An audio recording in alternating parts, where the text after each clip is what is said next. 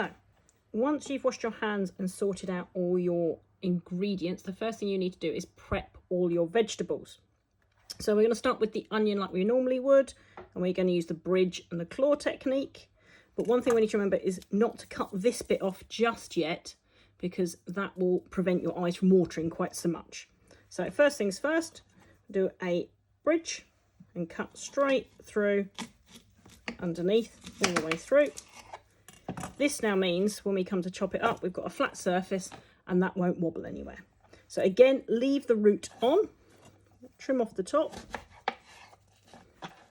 Now these we are going to dice. Now generally I would ask you what do I mean by dicing, but obviously you can't answer me today, so it is when they are cut into sort of small cubes, and that's what we want to do. So I've got my rubbish bin next to me to put all my food waste in as I go to keep my workspace nice and clear. So now we've chopped it in half, we can peel off the excess skin. Now, if you're not a huge fan of onions, I would still put a little bit in there because it does flavour the rice really nicely, but you might get away with just half an onion rather than the whole onion. Now, again, when we come to cut this, we're not going to cut all the way through, about a finger space toward the end. If we cut all the way along like this, it means it's holding it together for us when we come to cut the other way. So again, if it's a biggish onion, you might want to put a couple of slits in this way, but if you're worried about your fingers, you don't have to. So again, the whole time there I've been using the bridge. Now I'm going to use the claw, so I'm tucking my fingers behind and just using my knuckles as a guide so I don't end up with my fingers in the recipe. And we are just going to cut straight down. Move you out of the way.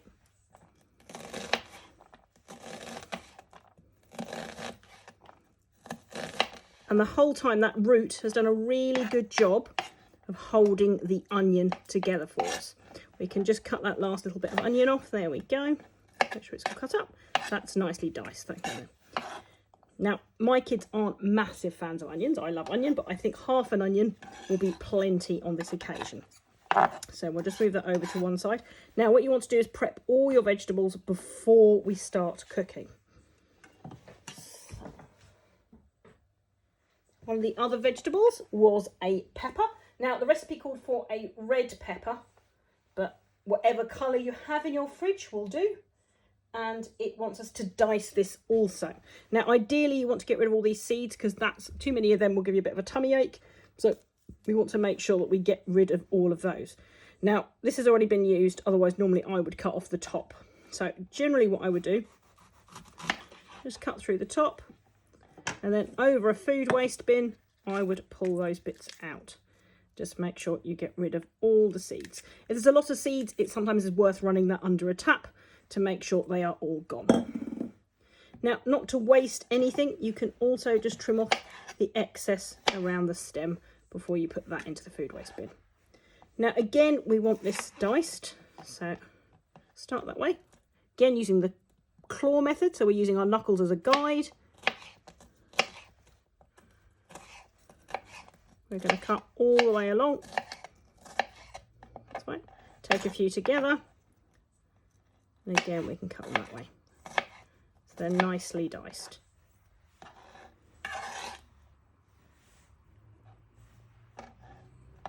Those ready.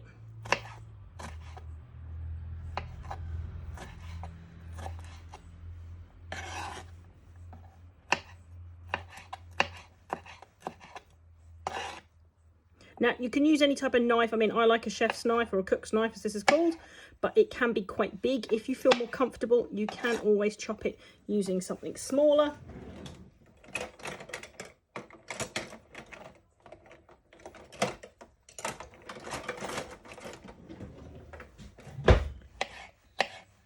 And you might find that gives you a little bit more control than trying to cut it with the big knife. Whichever works for you. So again, we want them nice and small.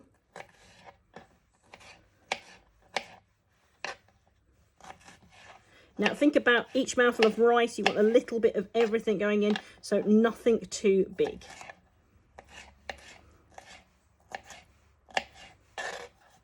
There we go. So far we've done our onions and our peppers.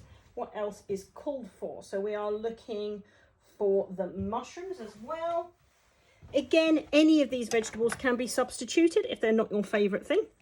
I know the recipe calls for peas. I'm not a huge fan of peas, so I'm going to use baby sweet corn instead. So you can chop and change what the vegetables that are in there. So I'm just peeling these mushrooms. Again, some people don't bother. You can just brush off any excess dirt and slice them up. But because they're quite big mushrooms, I don't mind just peeling off the excess skin. Depends what mood I'm in. So there we go. Now these we're just going to slice these. Now mushrooms shrink when you cook them, so don't worry if your slices seem quite big. They will actually get smaller as they cook.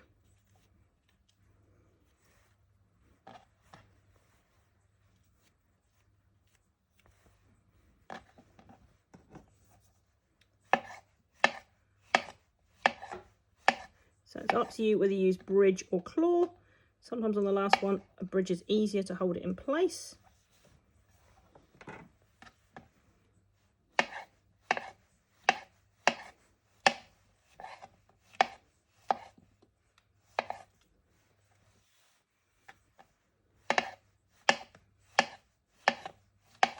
These don't have to be too thin because, like I said, they're going to shrink as we cook them. So, don't forget the stems. All I do is I cut off the end that they came, but I leave the bit that was in the mushroom, and we can just dice those up as well.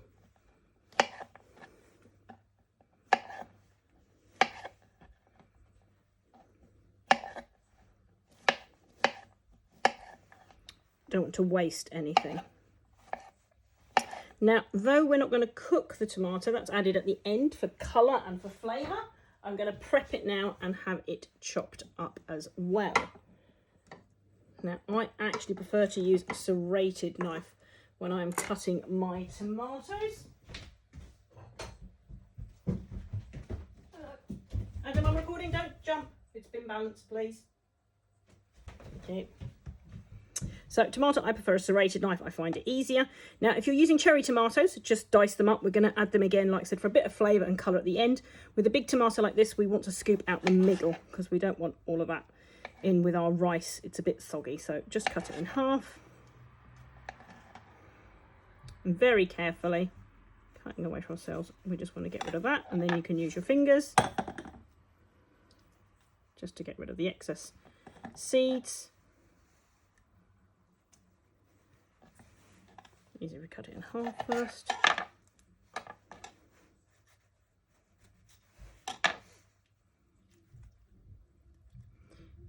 Again, I'm leaving the skins on. Not everyone likes the skins, so if you wanted to remove the skins, you want to plunge the tomato in boiling hot water, and it makes it nice and easy to remove the skins. So, don't want that little bit at the top. And again, we're going to dice these. So these are, again, into little cubes.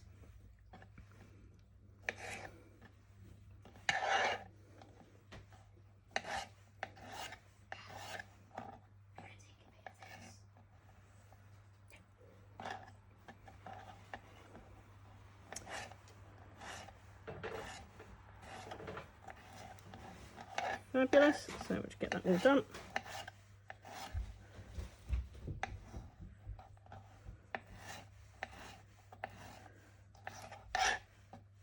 I missed.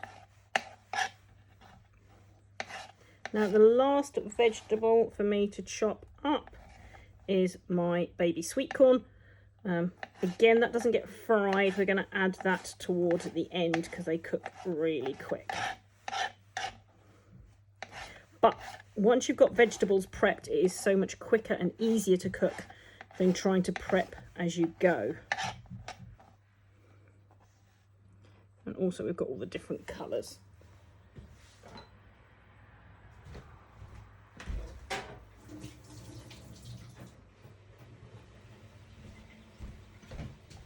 So these I'm just going to slice. Don't like the tips, I'll just take those off. So again, think about bite-sized pieces, how easy it will be to spoon up some rice. and a bit of everything else. So nothing too chunky. Right. So that is all our vegetables prepped. So the next thing, we're going to wash our hands and then start weighing out the next lot of ingredients.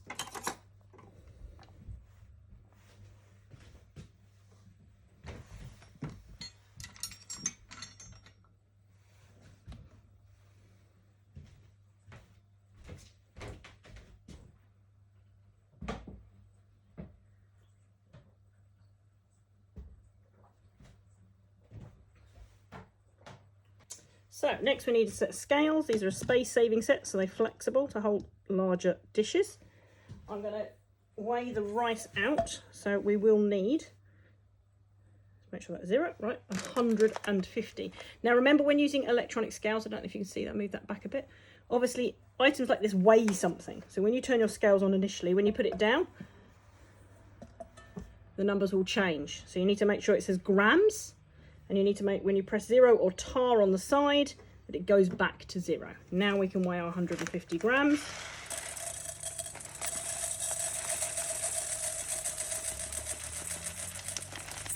We need to make sure that we are using long grain dried rice, not a microwavable pouch, because that won't work in this recipe.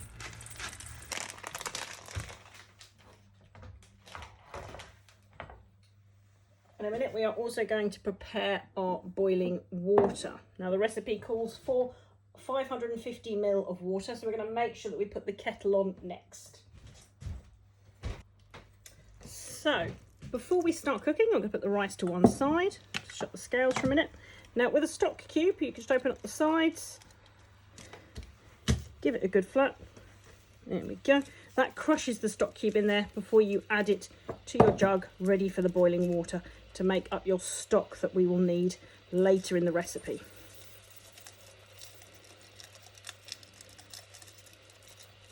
Right, this does not go in the food waste bin. This just goes in the normal bin. Right, pour on our boiling water. It was 550 millilitres.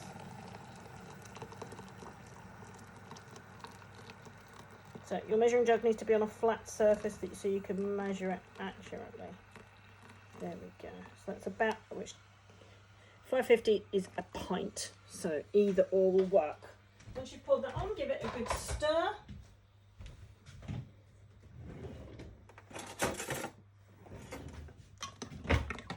Make sure that all the stock has dissolved in that. So that is ready to use when we get to that point in the recipe. Now we're going to move over to the hob. Right, so now we are ready to actually start cooking our ingredients. So I've turned the large hob on at the back, and I'm going to place my frying pan on there. Spare grain of rice, let me just get rid of that. There we go. Now, so the first thing I want to do is obviously heat up some oil. That can be sunflower oil, vegetable oil, doesn't really matter. You only want sort of size of a 50p piece. It's just to, so about that sort of big. Put a bit in there. We do not need lots. Now, we are going to fry off the vegetables and then fry the rice to get the flavours and coat the rice before we add our stock. So first things first, we'll let that just get hot. So being an electric hob, not a gas, I've put it up to the full number, which is 6 on my oven. And I'll let it get hot, and then I can bring that temperature back down. Now, hob control is something you will learn through practice. Generally, if you aim for 3 or 4, that way you can get hotter or colder. So while it's getting warmed up, I will get my vegetables ready. So the first thing we're going to fry is the onions. So while that is heating up, I can put the onions into the... Now, though we're frying, we are using a saucepan, not a frying pan. This has got nice high sides, so when we pour the stock in, it isn't sloshing about and going everywhere. So we are going to put our onions in. There we go.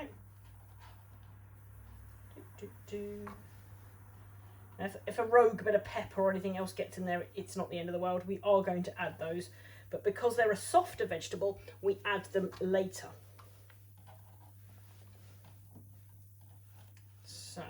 got that in there. Now the recipe says fry these until soft. That's about 2-3 minutes. We don't want to cremate our onion. Just give it a good stir, make sure it's all broken up and that everything is coated. Now basically you are flavouring the oil by adding the onions. Other dishes you might do this with is when you add garlic and things like that, or chilli, or I'm trying to think anything else. You might add sesame seeds, anything like that will flavour the oil, which will then in turn flavour the rest of the food. So wait for that to get warmer. Now, like I said, we don't want to cremate the onions here. All we're doing to do is soften them. It makes them less strong, and if you're not a huge fan of often, this is what you want to do. Now we can hear the sizzling, so we know that the pan is getting hot. Give it a good stir again, make sure nothing is sticking and nothing is burning.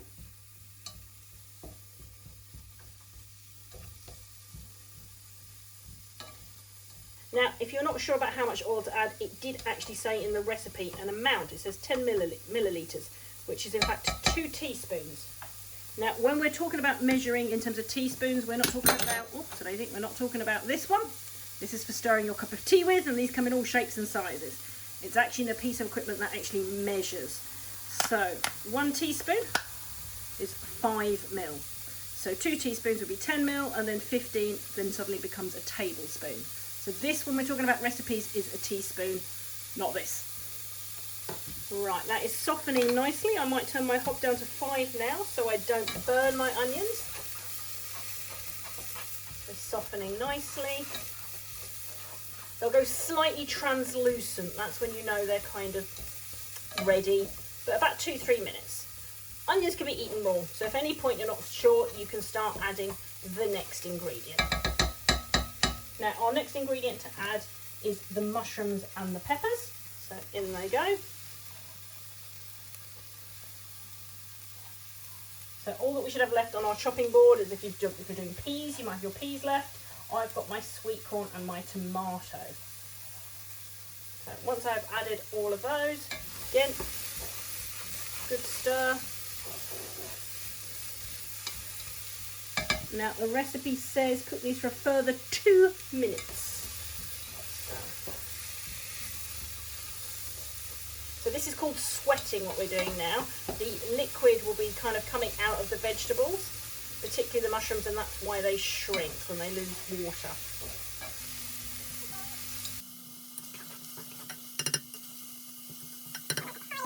I'm going to add 1 more teaspoon.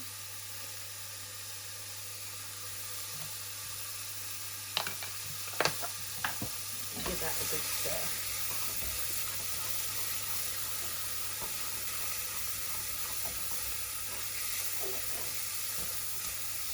Oh, it smells good.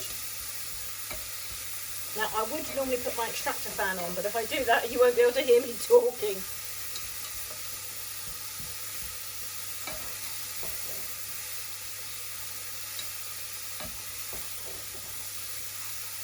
If you're not sure how long 2 minutes is, you've got your phones, obviously, because you're at home, so you can actually set a timer if you are unsure.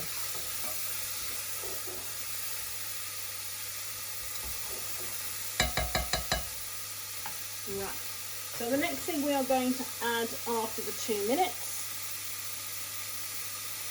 is the rice. So like I said, you're putting the rice in neat. This means the rice gets the flavour and the bit of the oil coating it before we add the stock. So I'm going to put my rice in. That was the 150 grams that we weighed out earlier. And give it a good spin around and get all that flavour in there.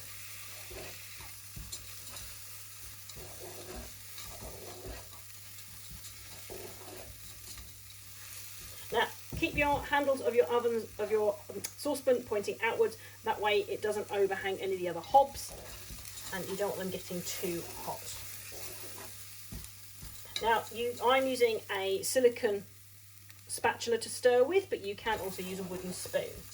We don't stir with a metal spoon because it conducts heat and would get quite hot. Also, it could scratch the non-stick surface of your saucepan. Right, now we are ready to add the stock that we prepared earlier. There we go. At this point, we can also add in our curry powder. So again, this asks for 10 millilitres, so that's 2 teaspoons of curry powder. So let me make sure I adjust this back to my 2 teaspoons. Now generally if it's asking it means a level teaspoon, so not heaped, otherwise it would tell you otherwise in the recipe, but I quite like curry powder, and this is quite a mild one, it's a tikka one. There are others, so it depends on how hot you would like it. So that can go in, give it a good stir, make sure I get all the last little bits out. Now I quite like mine quite hot, so at this point you could also add any chili flakes you might want. You could add lots of different flavours. You don't want to add too much salt. I know some people kind of reach straight for the salt pot and want to add in some more salt, but I wouldn't recommend that because the stock also contains salt and is quite salty, so you don't need to add any more at this point.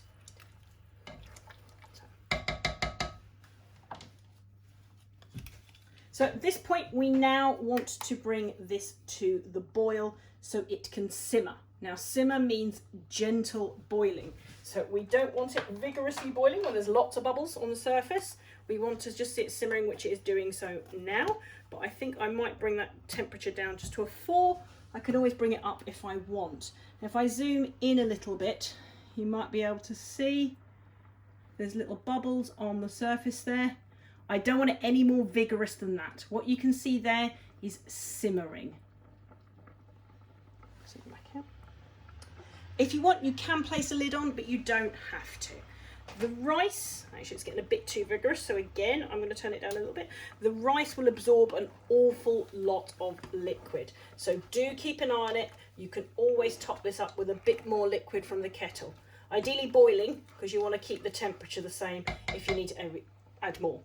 Every so often, give your saucepan a stir, because we don't want the rice to stick to the bottom of the pan. And rice, being a carbohydrate, will burn quite easily. So I'm going to set a timer now to keep an eye on it. Right, I have my timer set, and I will check on this sort of every 5 minutes, give it a stir, make sure it's not sticking to the bottom, and if this gets any more vigorous, I will turn it down further.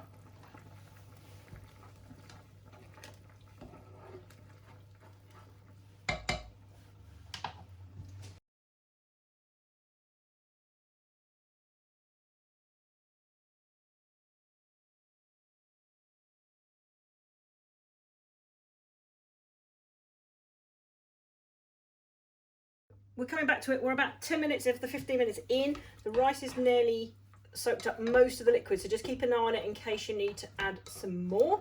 And the best way to taste, or the best way to check to see if the rice needs to cook longer is to taste it. But the recipe called to put your peas in when you added the stock. Now I think that's a bit early and you'd end up with quite sort of mushy vegetables. So 10 minutes in, got 5 minutes left of the rice to cook. Now I'm going to put in my sweet corn, or if you've got peas, you could add those now, or any other green vegetables, because they don't actually take that long to cook. The tomato is the only thing left on your chopping board, and we'll add that once it's all completed. So give it a good stir, and this has still got a sort of 5 minutes left to go. I may add a tiny bit more liquid. And I also might turn the heat back up a little bit, because I turned it down because it was getting a bit too vigorous when it was boiling. So we want to bring it back to a simmer. Now to taste it, I can actually use the other type of teaspoon and just take a little bit. It's getting there. Oh, that's my 10-minute timer finished. So I am actually going to add a tiny bit more water to that and give it a stir.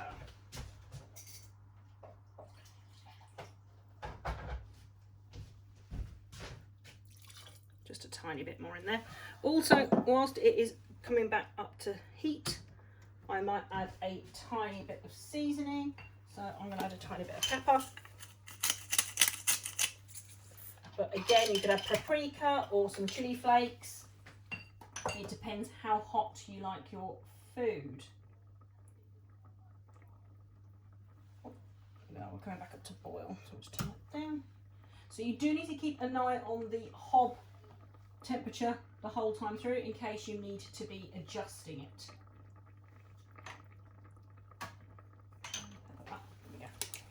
I quite like these chipotle flakes, but again, maybe not quite that many. It is up to you. If you like a milder curry, then don't add the extra seasoning I've just put in. So I give it a good stir, and that's now got another 5 minutes to go. Make sure as much of the rice is under the liquid as possible.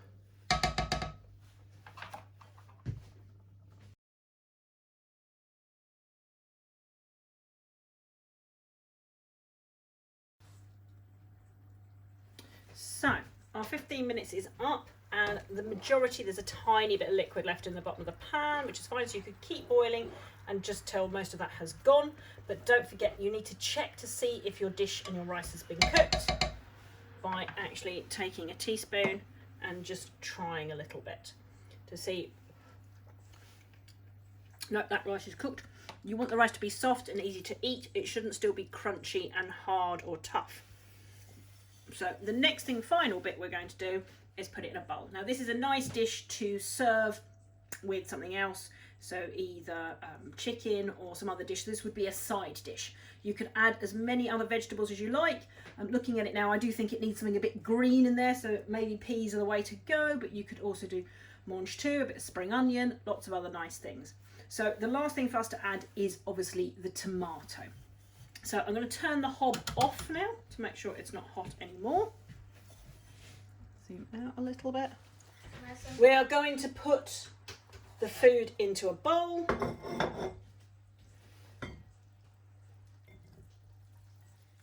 Make sure it's all out the pan. There we go.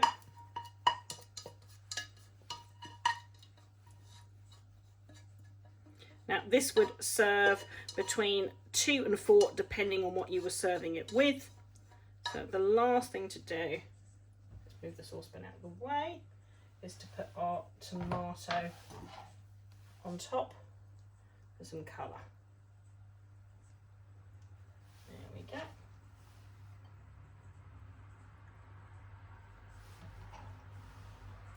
And there you have your savoury or curried rice.